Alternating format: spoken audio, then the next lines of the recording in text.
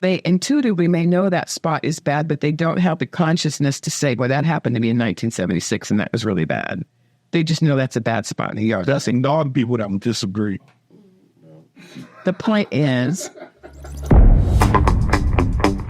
Welcome to the Brain Lady Podcast with your host, Karen D. Wood, the resident brainiac. Get ready for a mind-expanding journey as we unravel the mysteries of the brain from Notes from the Couch. Join us as we delve into the complexities and wonders of this enigmatic supercomputer. Fasten your mental seatbelts and prepare to have your synapses fired up. Welcome to the captivating world of the Brain Lady Podcast.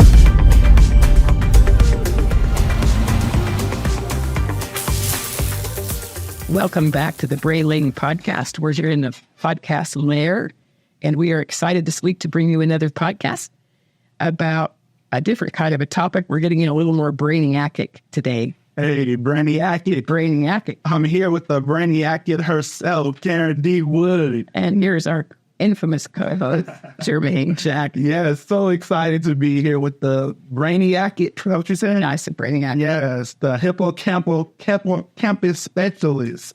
I love it, Karen Wood. This is going to be a great show. Notes from the couch. Karen, what do you got for us today from the couch in your office?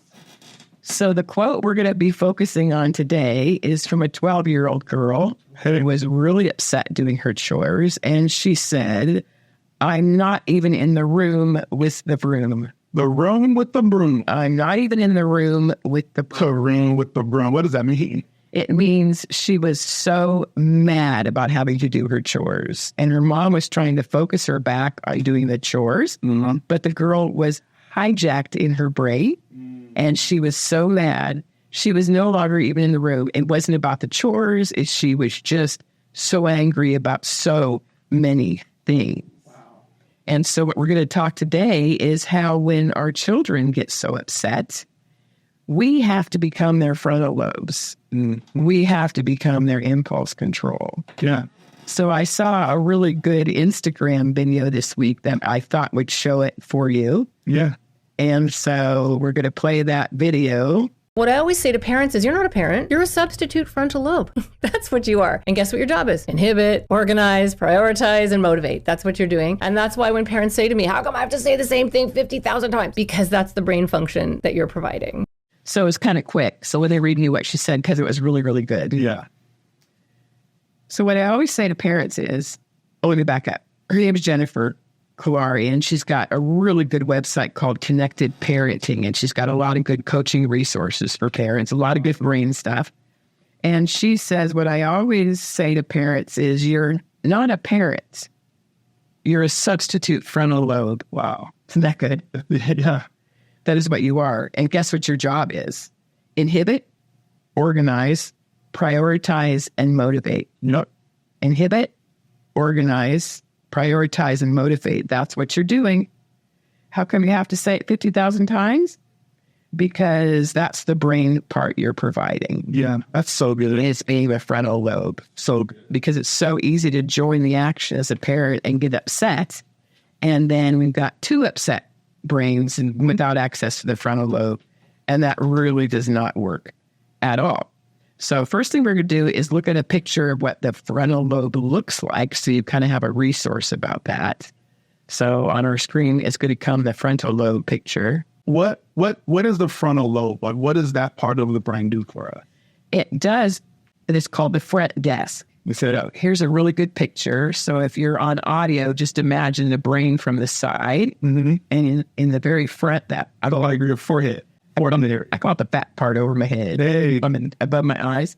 Mm-hmm. It's 1/4 of the brain, the frontal lobe. Okay. And behind it comes a parietal lobe where we do body and some other things. And in the back of the brain is occipital, where we do viewing and visual brain. Right. And then on the side by our ears is the temporal, where we do hearing and responding, voicing. So those are the main 4 lobes. We also have the cerebellum in the back. He's not called a lobe, but he's really, really important for balancing. So the frontal lobe is really important. So why the front desk? Why do you refer to that? It's called the front desk because it's where we have our executive functions. So if you think like a front desk in an office, So you make your good choice. It's where you make your very good choice. It has to do with social understanding, self-control, impulse control. Yeah. It's your basic personality shows up in the frontal lobe. So it's really important. So if you think of that scale, I'm holding my hands up like 0 to 10. Right. And yes, there still is some paint on the nails. Hand on your hand. The frame the greenhouse. From the greenhouse. Sorry, I thought I got it, but I apparently didn't. It's a good greenhouse. I can't wait to go see it. So this thing scale 0 to 10, right? You're triggered, you're upset. You can still sweep and do your chores even though you're pissed. 4, 5, 6, 7, right? It's when we get to that 8, we get in trouble and we get hijacked. Well, then the brain thinks it's in danger. Right. So it actually turns off access to the frontal lobe and gives more energy to that middle of the brain. I'm holding up my fingers like my amygdalas to engage the fight, fright. So you can hear our pumpkin in the kitchen, who's no longer in the room with the broom. Her fight is just arranging her flight to get out of there. Right. And so she doesn't have access to her frontal lobe. And so then that was her mom's job to help her. But then her mom was also hijacked. Correct.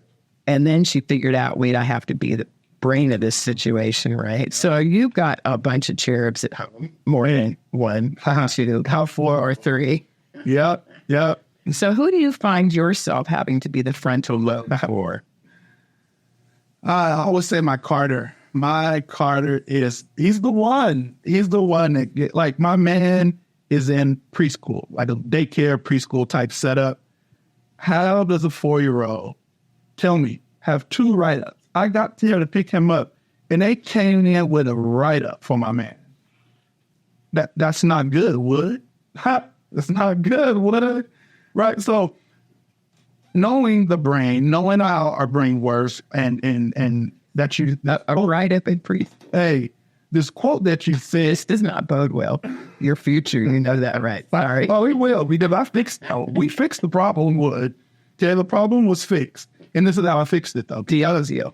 Understanding the brain. Understanding, one, our frontal lobe. This is where we make our good choices. This is our executive functioning. And as a parent, knowing I have to help my Carter get to his frontal lobe. That's it. Right? I have to help him. So this is what we did at home. So why he got in trouble at school is the teacher would say, line up, we're going to recess. He would just run out of the door and run to recess. Because it's recess. Line up, we're going to the bathroom. He would just run to the bathroom.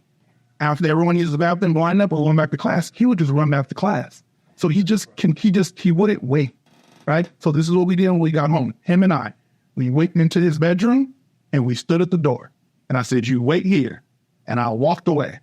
I came back a couple of minutes later. I said, let's walk to the bathroom. And he stood at the bathroom and I left him at the bathroom for about 5 minutes, just standing at the door. And then we walked to the backyard and I left him standing at the door for about 5 minutes. We did that for about 45 minutes. Why? Practice makes perfect.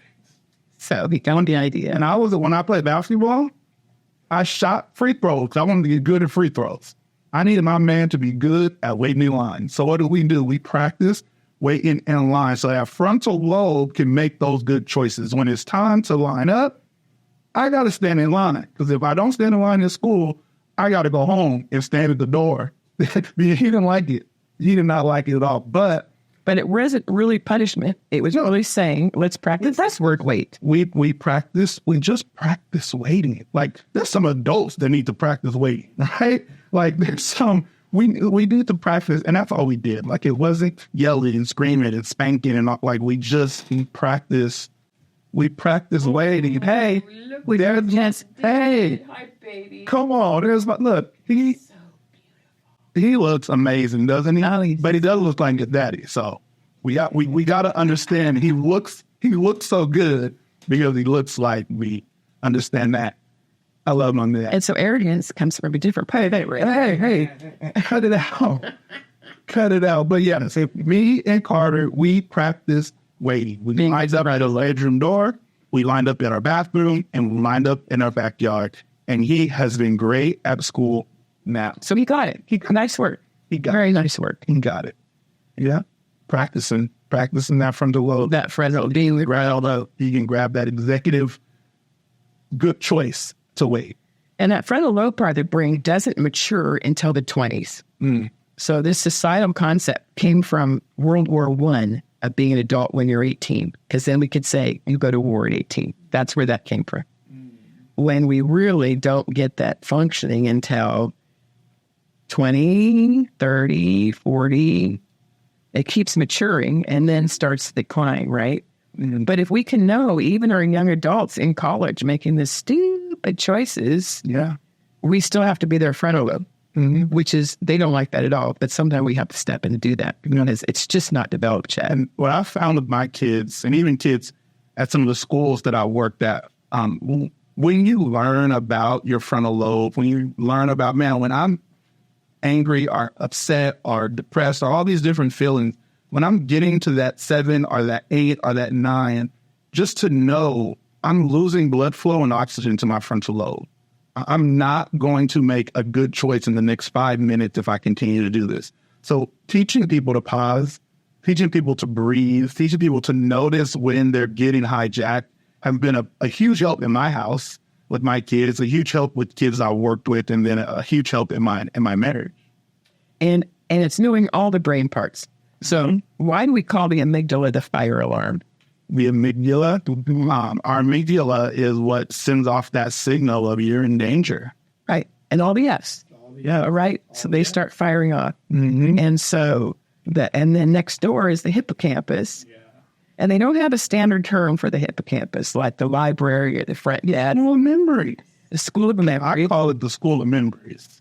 That's what it is. That hippocampus is going to go throughout your brain, and it's going to grab a memory closest to that feeling that you're having or that smell that you're having. Like I can walk into any building, and if it smells like chocolate chip cookies, I'm thinking of grandma's house.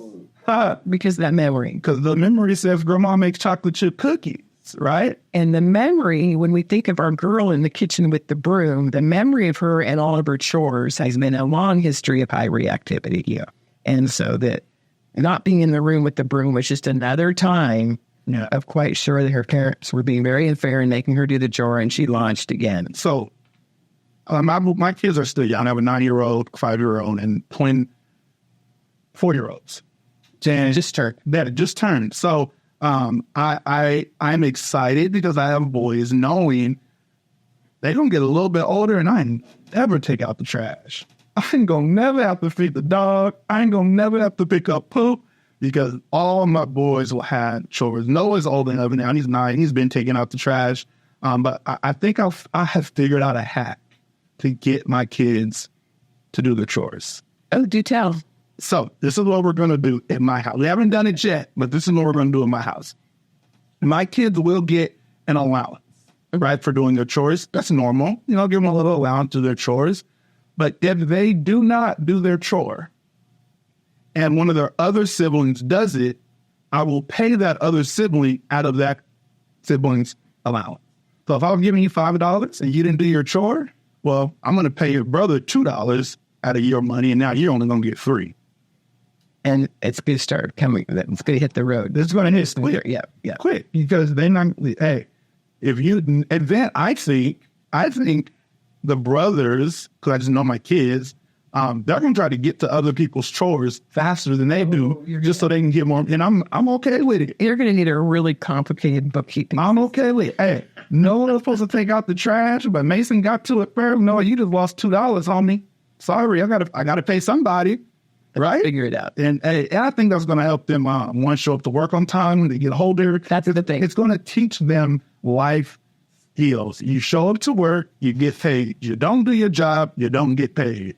And then you're really balancing the brain part of the cingulate that's in the middle of the brain, right? So this part here, between the top of the brain and the middle of the brain. So if you're listening, just kind of imagine holding your hand in a fist and then put your other hand on top of it. And then that allows you to go to the top of the brain to access the top better. So here's a really good drawing of a kid. So thank you, Bill. And here's the cingulate part that goes to the top of and that prefrontal cortex is where that kid's going to start being able to figure things out.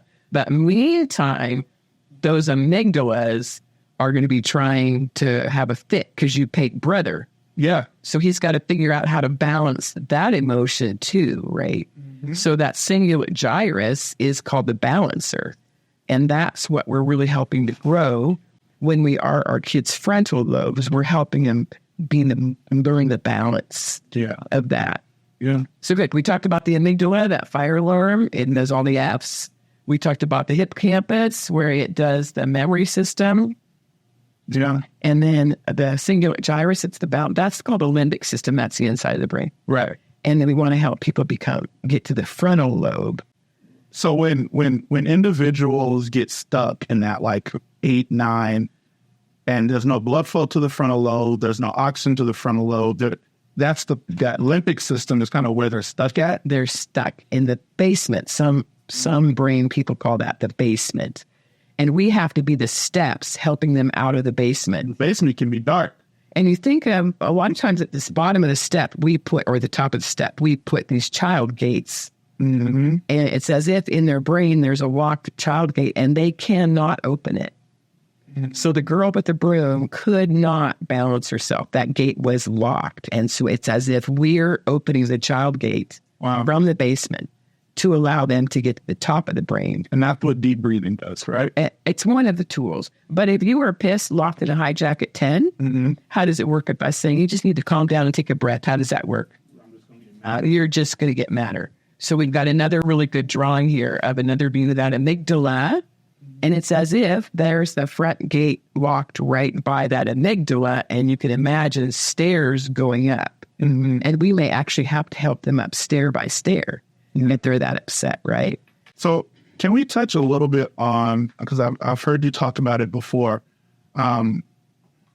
somebody that at 10, you tell them, let's take a deep breath. That's really not going to help. But what are some other things that you could possibly try to do to help somebody?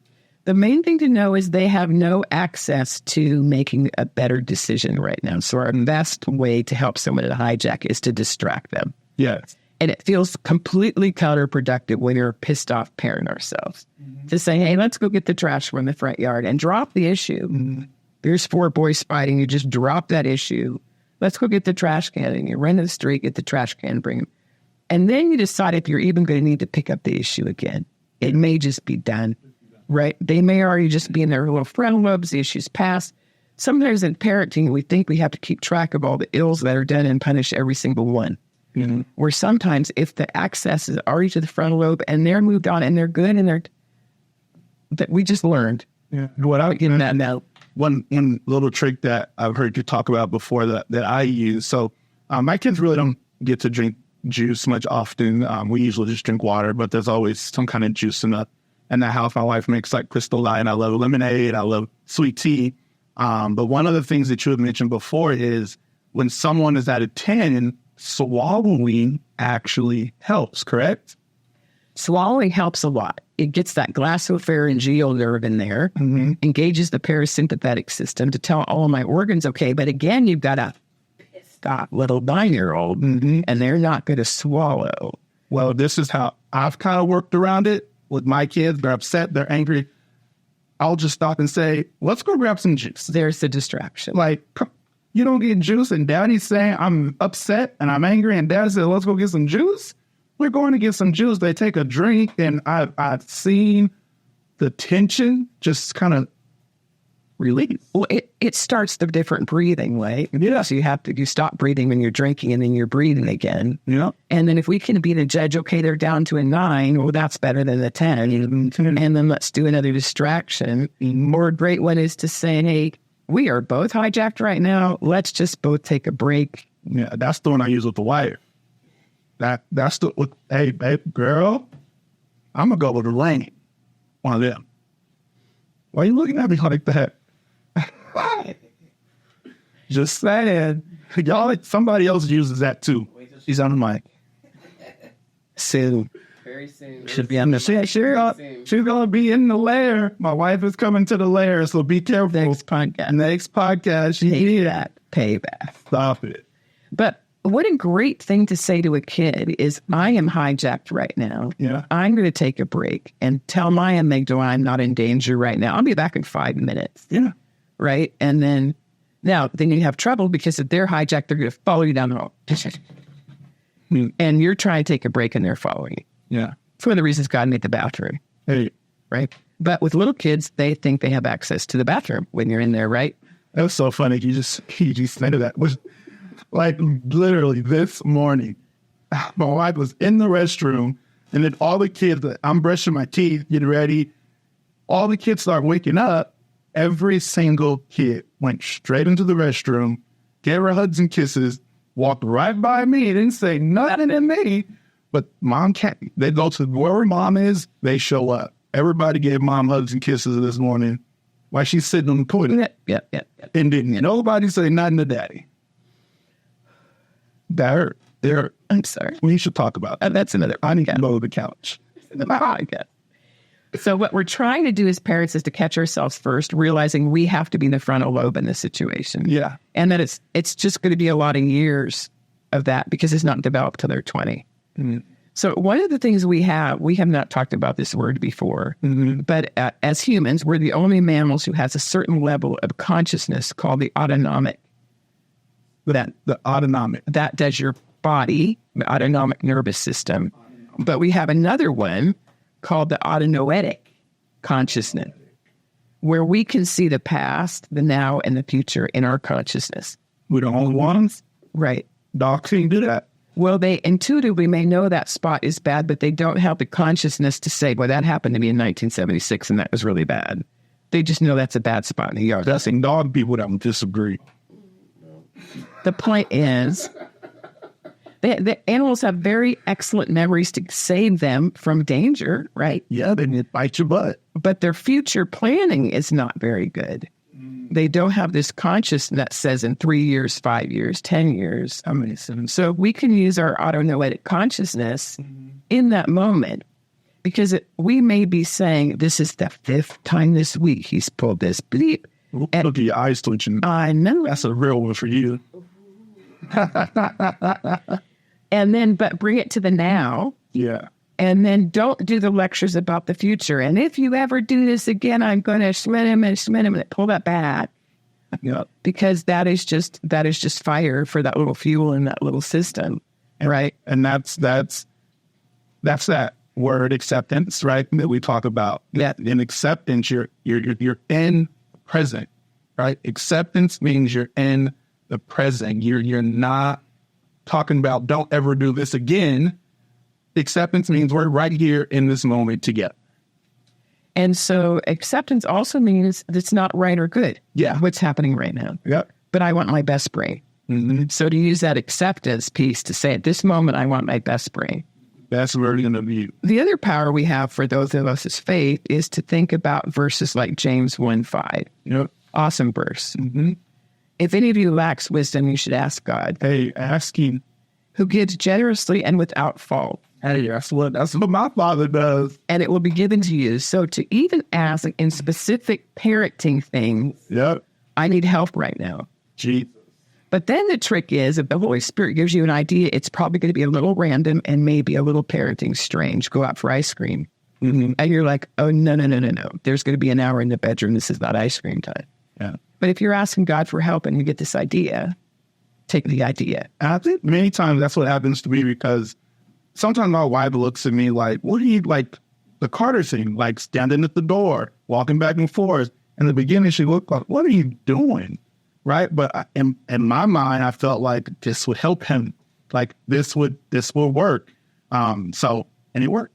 And it worked. You got the idea. Yeah, absolutely. So follow that idea. So what we can do, what else do we do in this situation? Then we can go to our 4 steps that we practice in clear thinking a lot. Mm-hmm. And just say, okay, what are the things that are upsetting me now? So on the screen, there's 4 boxes. Yeah. And then we can put, what are the 4 things that are upsetting me in this situation? Like if you think of the mama of the girl with the broom, right? Then she's not doing her chores. She's throwing a fit again. Dad's going to get involved. This is going to take the whole afternoon, right? So there's the mom topics are flying in. Mm-hmm. But if you can take one thing at a time, let's focus on the girl and the chores. Yeah. So notice is the first step. What's my own personal tension about this? Mm-hmm. and then look at the outcome of the picture without acceptance. What happens if I stay as upset as this girl? Yeah. Not going to be a good picture. And then look again. What's the outcome of the picture with acceptance? And then acceptance means, wait, let me go into this girl's head and see what the real deal is here. What did something happen at school? Yeah. Is this a fit? She just doesn't want to not do computer right now. It helped. But for the mom to notice with acceptance her own strength. And then step number 4 is to notice again, because then she said she could realize that she was breathing better, listening to the breath. It wasn't about the chores anymore. Let's check in. Yeah. But then the problem was then dad jumps in the picture because there's a lot of noise in the kitchen.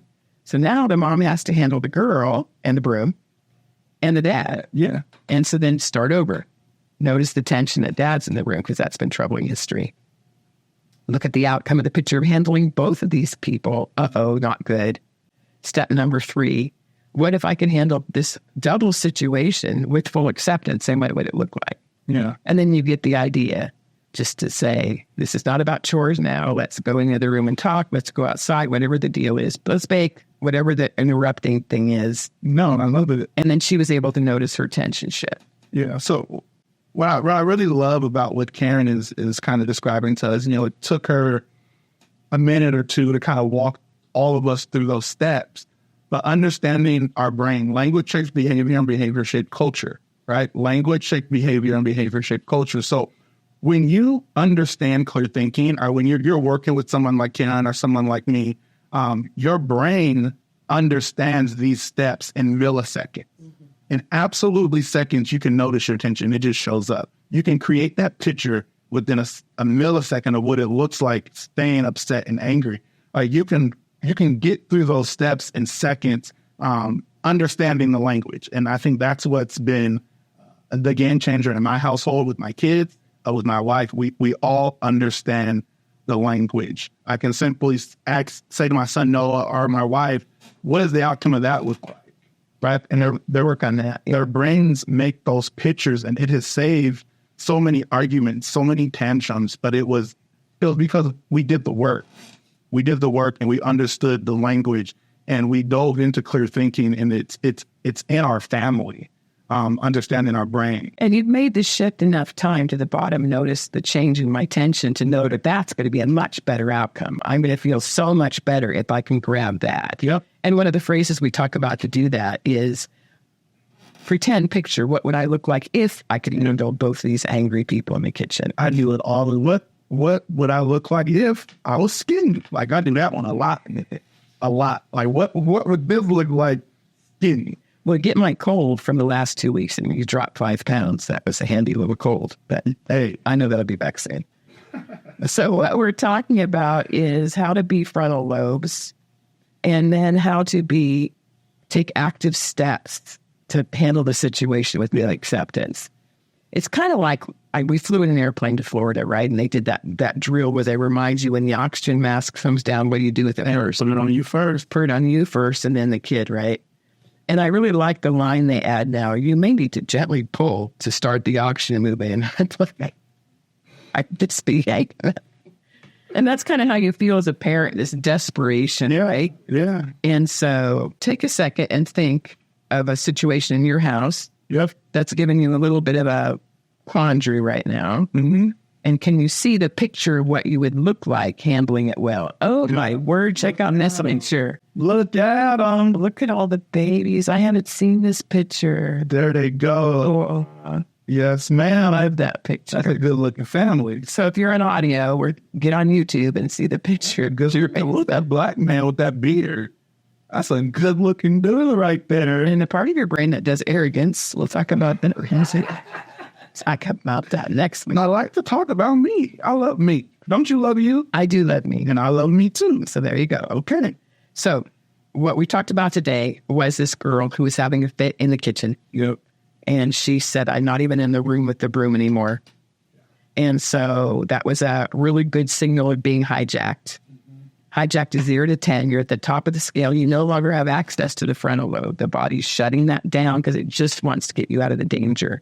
But if we can know that, then we can partner up with the brain a little bit differently to be someone else's frontal lobe. So today we talked about tips for being your child's frontal lobe, how important that is. And then the next podcast is going to be, how do you be frontal lobe for someone else in a relationship, like marriage? Is that why you're bringing my wife in? That's why I'm bringing Y'all don't want to miss that one. Well, again, thank you guys so much for joining us today from Notes from the Couch. Please like and subscribe to all the different platforms you can find us on. I look forward to seeing you guys on the next one. Wood, thank you. Oh, you're welcome. Stand up straight. Take your exhale. See you next time.